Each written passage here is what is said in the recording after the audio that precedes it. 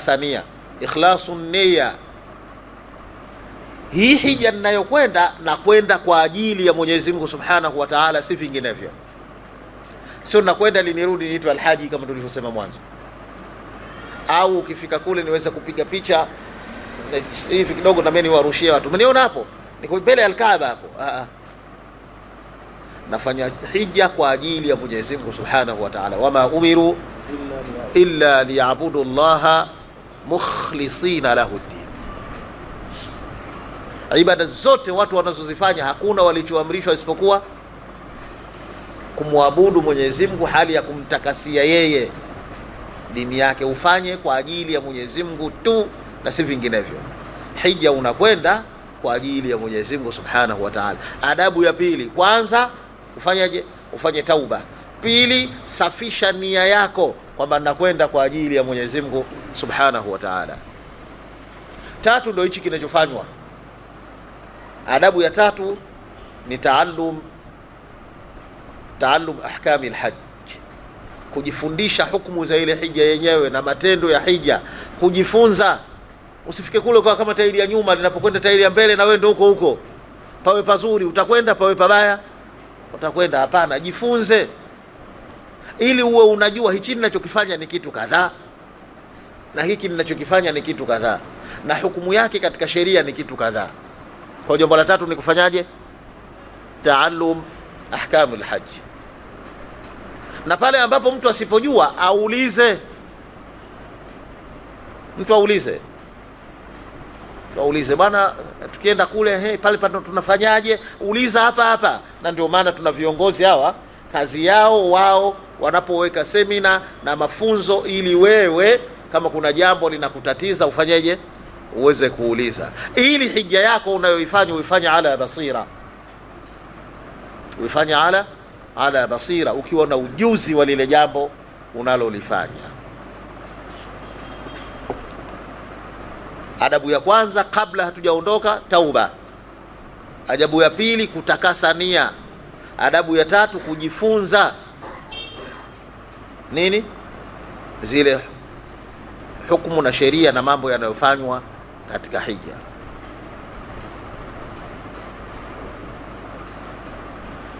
Lingine, mtu kutakasa riziki zake. Ajitahidi sana mtu kutafuta riziki ya halali, nafaqatul halal, nafaqatu halal. Adabu ya nne, mtu kuwa na nafaqa, uchumi wa halali. Mtu awe na uchumi wa halali bila kujali kugusa kazi za watu, kazi fulani. Wewe ukitaka kujua hii halali au hii haramu, istafti qalbak, uulize moyo wako.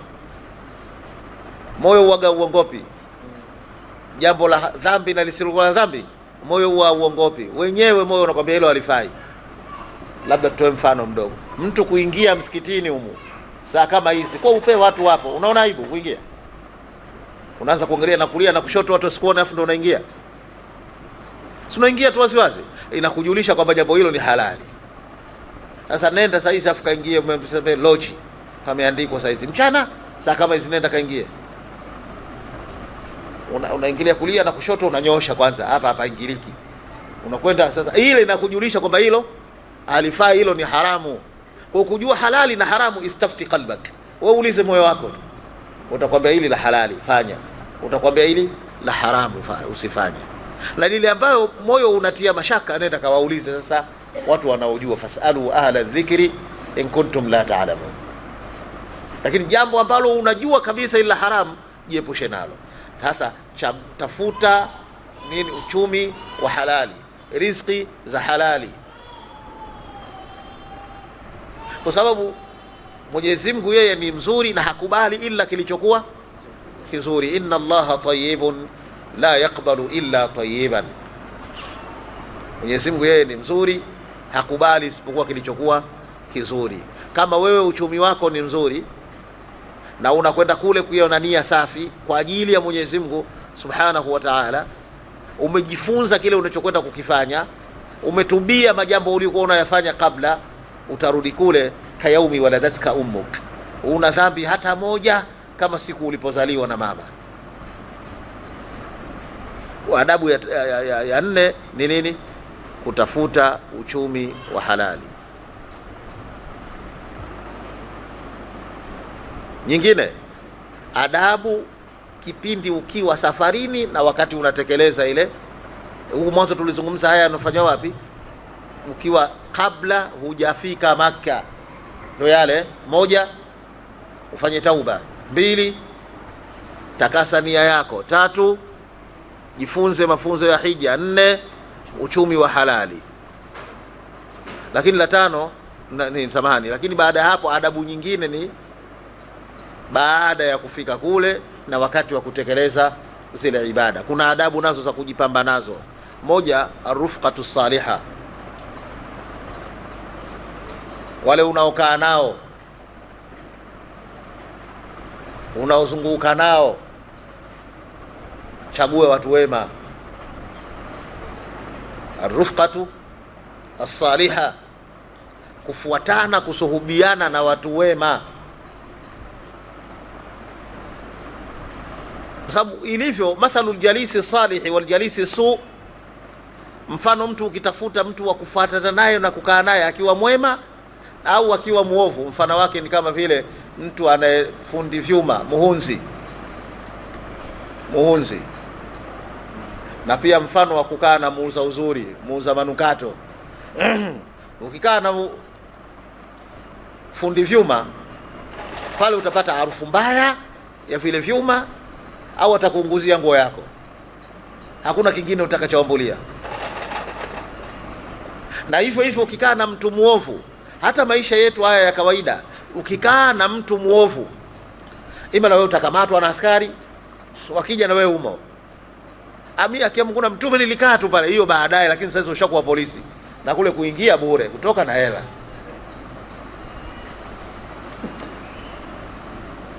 Kwa ukikaa ukifuatana, ukishirikiana na watu waovu, unaharibu majambo yako. Kule na wao watakuingiza, utakuwa unateta, unasengenya, unasema mambo ya watu, wakati kumbe kule ulitakiwa wewe uachane na mambo hayo ili hija yako iweze kukubaliwa. Arufqatu as-saliha. Lakini ukikaa na watu wema, mfano wake ni sawa sawa na kukaa na muuza manukato. Ima unaweza ukanunua manukato kwake kama hela unayo, kama huna japo ile kuchomoe kukuonjesha perfume hii ya wapi bwana, hii utaambulia ile harufu nzuri, na wewe hunuki jasho tena mitaani, au kwa uchache basi utasalimika na mabaya, harufu mbaya utasalimika nayo. Kama hukununua wala wewe hukujipaka wewe, basi utakaa kwenye sehemu yenye manukato. Hivyo hivyo kikaa na marafiki wema, ima na wewe utajifunza yale mema kutoka kwake. Kwa wewe ukikaa na mtu muda wote anamdhukuru Mwenyezi Mungu, muda wote anakwenda msikitini, muda wote kadha, ukiwa kwenye hija, na wewe utalazimika uende, hutokubali kukaa pale pale, utakwenda. Lakini kwa uchache basi yule hatokupeleka pabaya, kwa unateta, unasengenya, unafanya majambo kadha. Kwa hiyo adabu ya kwanza kabisa ni kusuhubiana na watu wema, arufqatu as-saliha. Chagua marafiki watakaokusaidia kumtii Mwenyezi Mungu Subhanahu wa Ta'ala. Lingine, adabu ya pili, husnul khuluq. Mtume wetu Muhammad sallallahu alayhi wasallam amekuja hapa duniani kutuletea hii dini, lakini ibara aliyoitumia kuelezea tabia njema na maadili mema, kana kwamba hakuna kingine kilichomleta isipokuwa ni hilo tu, innama bu'ithtu li utammima makarima al-akhlaq. Si vinginevyo, ni hivi tu, nimetumwa kuja kwenu kueneza maadili mema. Mtume anasema nimetumwa kuja kwenu kueneza maadili yaliyokuwa mema, kana kwamba dini yenyewe kumbe yote yaliyokuja nayo mtume ni maadili tu. Ukiwa na maadili mema hukupungukiwa kingine tena. Man wajada Allaha madha faqad wa man faqada Allaha madha wajaz. Ukisha kupata Mungu tena wewe umekosa nini? Na ukikosa Mungu utakuwa umepata kitu gani? Kwa kuwa na maadili mema, adabu ya pili ya kujipamba nayo ni husnul khuluq, maadili mema.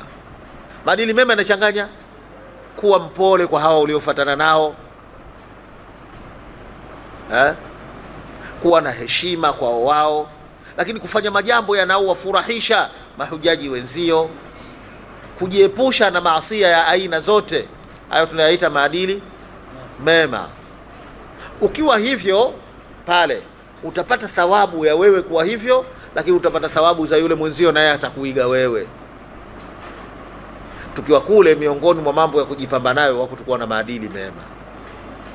Jambo la tatu, as-sakina, watu kuwa wapole.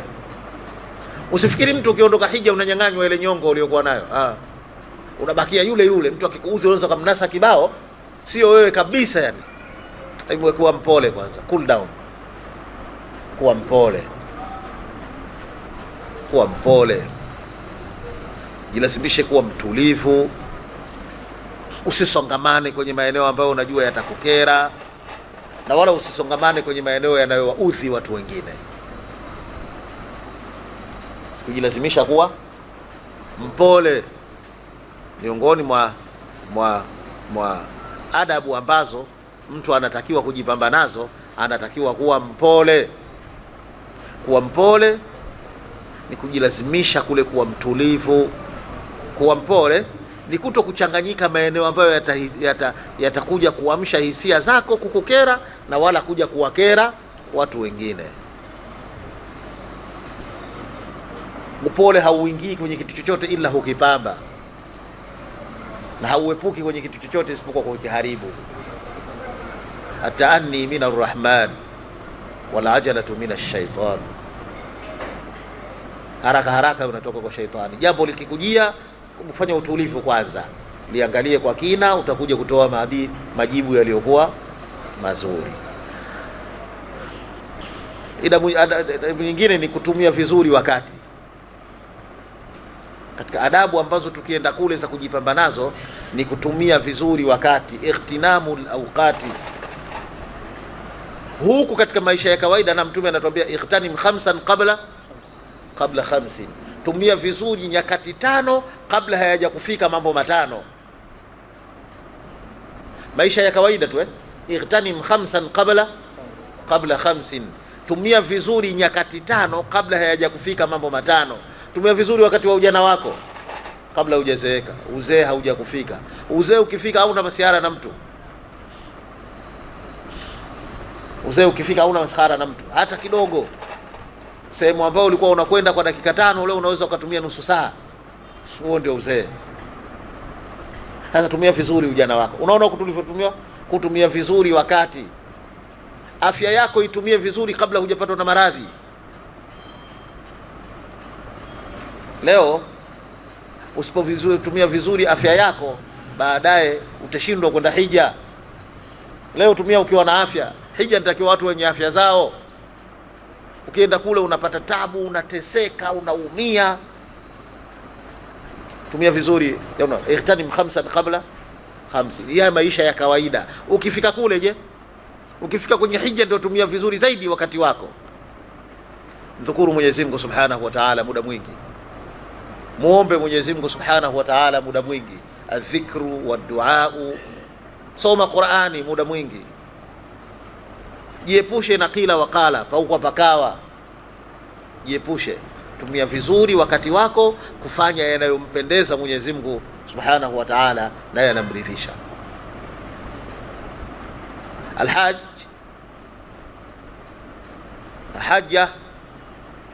hajjatu fulan na haji fulan. Ukifika kule wakati wako usiupoteze. Fursa ile lan tauda, hairudi tena ile.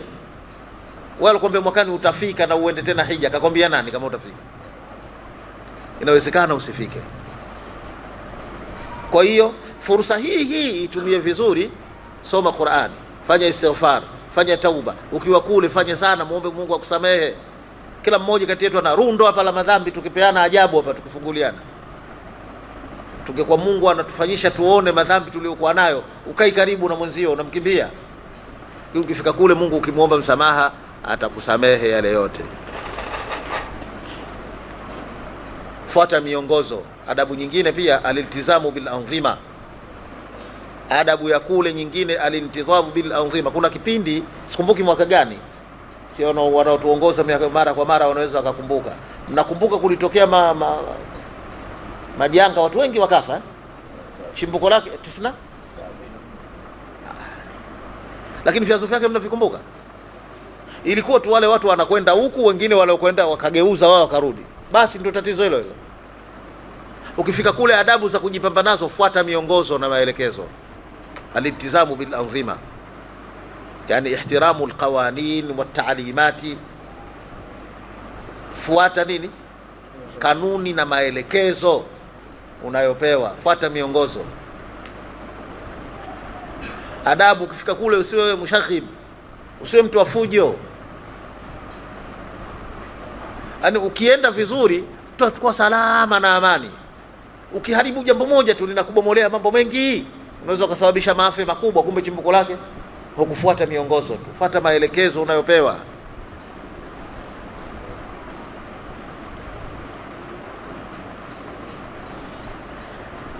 Hizo ni adabu tukiwa wapi? Tayari tumeshafika kule. Tuna adabu tukiwa huku kabla hatujaondoka, na tuna adabu za kuzifanya wakati tupo kule. Lakini miongoni mwa hayo kuna adabu moja huwa tunaisahau, kuoga na kujipamba. Kwenye hija tena. Naam. Tunaoga wakati gani? Tunaoga kabla ya ihram, si ndio shekhe? Na kujipamba, kujitia kabla ya nini? Ya ihram. Halafu unavaa malabisi yako ya ihram na maisha yanaendelea. Lakini kabla ya pale jipambe. Wapi haya? Huku. Unavaa ihram huku? Unavaa ihram kule. Kabla ya ihram oga kwanza, kama mafunzo yenu mnavyopewa. Najua mnapewa mafunzo kila siku kuhusiana na habari za hija. Miongoni mwa adabu pia kule, nafasi muhimu sana ni kusema labbaik allahumma labbaik. At-talbiya. Talbiya, mwanzo nilisema labbaika maana yake nimekuitika. Allahumma, ewe Mwenyezi Mungu. Kwa unamwambia Mungu nimekuitika. Swali lenye maana, kakuita lini? Nilisema mwanzo amekuita kule kipindi cha Ibrahim, waadhin fi nnasi alhajj yatuka rijalan wa ala kulli dhamirin yatina min kulli fajjin amiq. Wewe ukifika ule Ibrahim alipoambiwa watangazie watu, wewe ndio unaitikia, unamwambia Mwenyezi Mungu labbaika allahumma labbaika. Kwa kule miongoni mwa mambo ya kusemwa mara kwa mara ni labbaika allahumma labbaika. Angalizo, wanamume watanyanyua sauti labbaika allahumma labbaika, wanawake wasinyanyue sauti. Hii ndio angalizo hilo. Adabu, mwanamume unasema labbaika kwa nguvu, kwa sauti kubwa, lakini mwanamke asiseme labbaika allahumma labbaika kwa sauti kubwa. Haya ni maumbile aliyotuumba Mwenyezi Mungu Subhanahu wa Ta'ala. Laisa dhakar kal untha, mwanamume hafanani na mwanamke. Majukumu ya mwanamke ukipewa wewe mwanaume unatoka mbio, huyawezi. Lakini pia majukumu ya mwanamume akipewa mwanamke hayawezi. Kwa lazima tukubali Mungu alivyotuumba tuna tofauti. 50 kwa 50 iko pale pale, lakini lazima tukubali kuna tofauti. Pamoja na 50 kwa 50, lakini tofauti lazima tukubali zipo. Kwenye tawafu mwanamke anakimbia? Naam, akimbii. Kwenye sayu akimbii, anakuja kukimbia kwenye dufu. Ajabu eh? Kwa mwanamke na mwanamume kuna tofauti. Ni lazima hata kwenye talbia mwanamume anyanyue sauti na mwanamke asinyanyue sauti. Jambo ambalo tulizingatia, ni muhimu mno. Lakini lingine,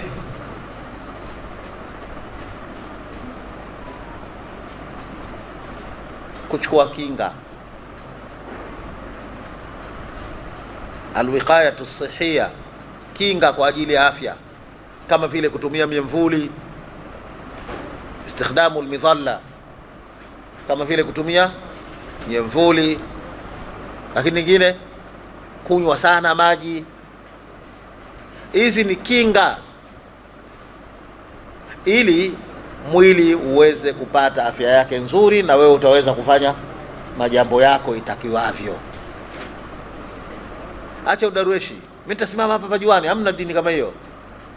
Dini sio daruasha. Adabu za hija, wewe chukua mwamvuli, jikinge kwenye mwamvuli. Adabu za hija, kunywa maji, wala usifanye kama funga ya watu tusiojua.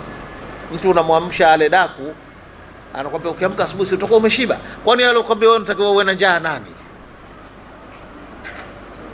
Wale ukwambia ukiamka asubuhi unatakiwa uwe na njaa, kakwambia nani wewe? Ndio ukiamka utakuwa umeshiba, ndio ukishakuwa umeshiba utachukua jembe utaenda shamba, kwa sababu nguvu za kufanyia kazi unazo. Utachukua kalai utabeba zege, kwa sababu nguvu za kufanyia kazi unazo. Lakini wewe unaamka saa 1 kamili tayari njaa inauma, hata uko ofisini utakaa wewe? Kwa hiyo ndio hivyo. Acha udarueshi, jikinge na jua, lakini pia kunywa maji, na wala usiseme kila ukiwa na kiu kubwa ndio itakuwa ibada imekubaliwa vizuri. Hamna ibada kama hiyo. Lakini mwisho katika haya yote, lakini tusisahau kwamba mwanadamu sisi, fa ainama atakunu yudrikumul maut. Ndio hivyo, fa ainama atakunu yudrikumul maut walau kuntum fi burujin mushayyada. Popote mtakapokuwa kifo kipo, popote mtakapokuwa. Kwa katika jumla ya adabu, ikiwezekana alhaji anatakiwa kabla hajaondoka, ndio maana nimeliweka mwisho ikiwezekana aandike wasia. Ikiwezekana alhaji afanyaje? Aandike wasia. Sio uchuro. Si nitakuwa najichuria Sio uchuro. Kuandika wasia sio uchuro. Andika wasia. Wewe si upo katika dini, ili ikitokea la qadar Allah, ikitokea mauti umekukuta kule, majambo yako sikule unakuwa huna dhambi, lakini sasa usije ukapata dhambi katika huu utaratibu wa wako mali yako imekaa ovyo ovyo. Jamani, mimi naondoka hija, lakini karatasi yangu hii hapa, hii nimeiacha kama wasia. Nini? Hiki kiwe hivi, hiki kiwe hivi, hiki kiwe vile, kile kiwe vile. Sio uchuro bwana, na wala ujichurii. Na hata ukijichuria kama ahadi yako bado hufi hata ukifanyaje. Na hata ukitaka kujinyonga kama ahadi yako imefika hufi. Kwani kuna watu wangapi mtu anajinyonga aenda kukatiwa kamba, na akitoka hapa anakuwa mcha Mungu hamna kuliko yeye? Nini? Kwa sababu Mungu kila mmoja kampangia siku ya kuondoka kwake na sehemu ya kuondoka kwake, ndio hivyo. Basi si vibaya ukiandika wasia katika mambo yako, kule unakwenda unarudi msafi, huna dhambi hata moja, na ikitokea umekufa unakufa kule ukiingia peponi moja kwa moja. Sasa yasiji yakaharibika majambo yako hali ya kuwa mwenyewe huko umekaa pazuri. Hizi ni baadhi ya adabu ambazo inatakiwa kujipamba nazo, na hizi ni miongoni mwa faida ambazo tunazozipata baada ya kwenda kwetu hija. Nimuombe tu Mwenyezi Mungu Subhanahu wa Ta'ala atufanye kuwa miongoni mwa wale ambao maneno wanasikiliza kisha wanayafanyia kazi yale yaliyokuwa mazuri. Nimuombe Mwenyezi Mungu Subhanahu wa Ta'ala atuwezeshe kuwa miongoni mwa watu ambao walioiona haki na wakaweza kuifuata. Atuwezeshe kuwa miongoni mwa watu ambao walioiona na kuijua batili kisha wakaweza kuiepuka. Hadha wa sallallahu wa sallama wa baraka ala nabiyyina Muhammad wa alihi wa sahbihi ajma'in. Wassalamu alaykum wa rahmatullahi wa barakatuh.